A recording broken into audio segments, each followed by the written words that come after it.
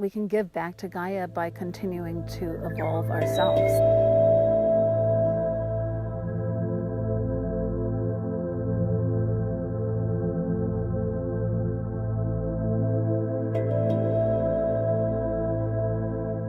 I think if we lived in harmony with ourselves and with nature, there would be a lot more peace, a lot less war. We would be having so much more appreciation for what the Earth Mother gives us. We would be able to have more harmonious communities and live more inspired. So there's so many opportunities that when we get into either negative mind or we get stuck in the stress of the external world, that we're actually missing. We're missing opportunities. Yeah. And taking that self-responsibility, if we're truly tuned into ourselves, we know what the emotional cycle tumbling into out of control, the source of that is, and we can correct that place. And so when we're in the outer environment, whatever comes in at us that we react to, it's not like just bam, bam, bam, bam, bam.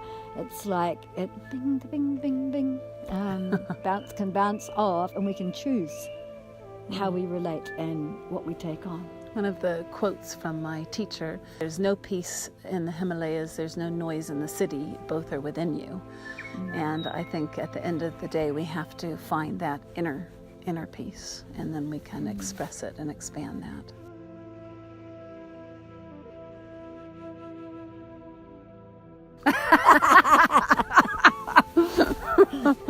Oh,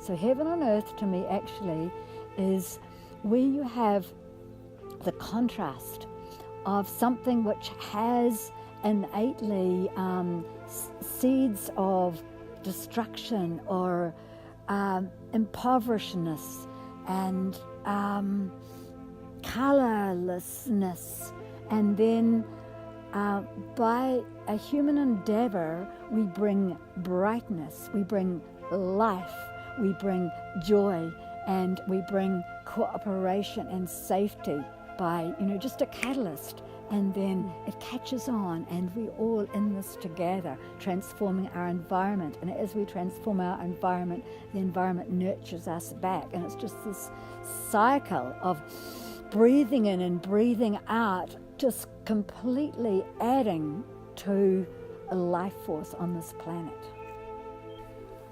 When I think of heaven on earth, certain words come to mind: abundance, ability to communicate between different nations, between different individuals, different societies, enough food for all, enough of what is needed to nourish everyone, both at the external and internal level, not living with stress and anxiety, so health and well-being, mentally, physically, spiritually.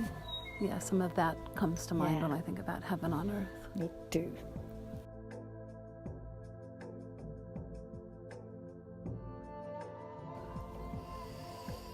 Okay, to surrender to Gaia.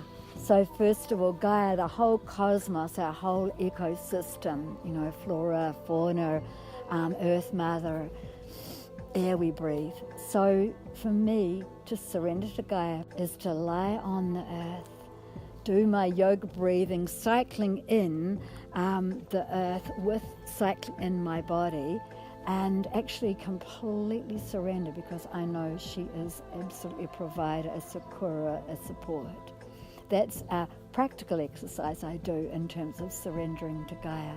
It's also a practical exercise to go to the ocean or to go to somewhere where the air is clean and pure and just do the yoga breathing, do the pranayama in those environments. So it's kind of dancing with the environment. For me, I think of it actually really at an internal level, that as I do yoga and meditation, deep breathing, it allows me a deeper connection with myself, because I'm part of Gaia.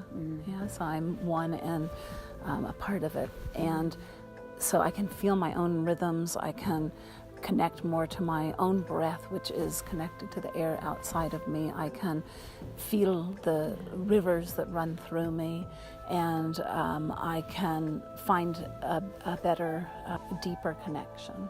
Yeah, and then I suppose then I feel that support, because it's always there, but when stress comes or negativity comes, then I forget.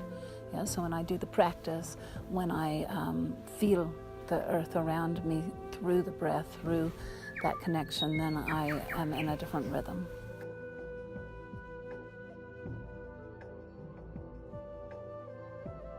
We can give back to Gaia by continuing to evolve ourselves. The more we evolve ourselves in a positive way, the more we can be in tune with the needs of Gaia and express them.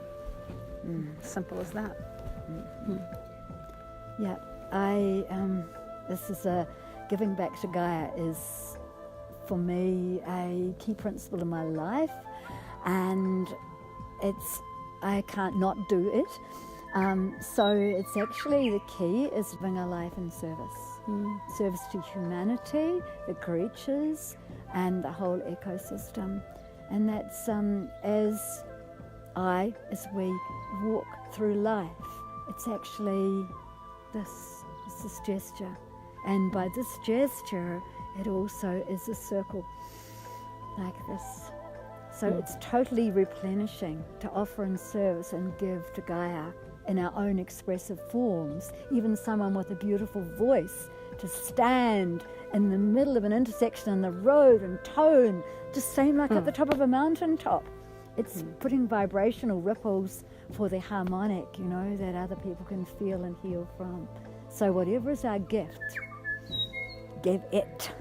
Full on. And I think that vibration actually is really important, that if we can be more positive in the mind, it then permeates the environment that we're within. Chanting mantras, that's an incredible way to send out a high vibration and to give back. Doing ceremony, so reconnecting ourselves to these natural rhythms and to Gaia, to nature, through ritual.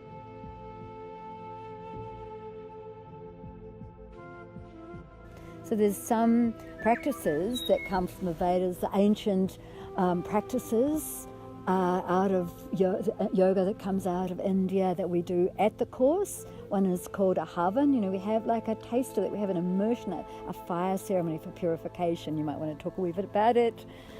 Yeah, so it's an ancient Vedic practice, but also has been used in different traditions around the world in some form or another, in which the element of fire is used to represent transformation, and the different elements are part of the ceremony. So we've got water and represented through sprinkling it around, earth element through different offerings given to the fire, air element through incense, and this kind of intentional action is very important, and that intentional action in the fire ceremony can then again expand into our intentional action out in our daily life. And not only that, the vibration of the mantra that is used is influencing, it's purifying the environment, purifying the people who are doing the practice, and also the nature within and around. Yeah. And during the course we also will be doing several practices. One is yoga nidra, which is deep yoga of sleep, but awake sleep, to charge ourselves, and also pranayama and the deep yoga breathing, and also we'll be working with the chanting or the mantras. Yeah. Mantras it's a practice. A mantra is a practice that translates as from manas, meaning mind, and tra means expansion and liberation. So it's a vibration that helps us to expand and liberate the mind, which gets stuck in negative tendency, or in me, myself, and I, or stuck into projections outside.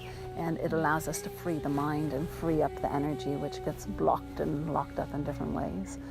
And not only that, I think there's an amazing connection that happens between all the people that come up for the course. So the people begin to relate to each other. They're living in a community for these 18 days and have to learn to connect and relate and understand different nationalities, understand different tendencies. And that gives us an expansion in the way we can relate. And again, we bring that back out into our daily lives so that we can apply it to our own community, to our own families, or even nowadays we connect through our cell phones. So rather than connecting through cell phones, we can learn to talk to each other and create a different way of being. Yeah, so the course has, it's like the standard, that's the standard permaculture course, then the yoga goes right through it like that.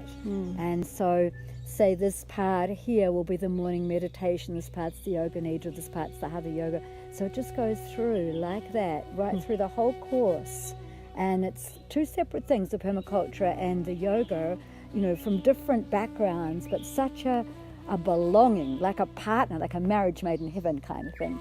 Yeah, and so, you know, people, you can only do it by experiencing it, eh? You can only know it by experiencing it. Yeah. So come and join us.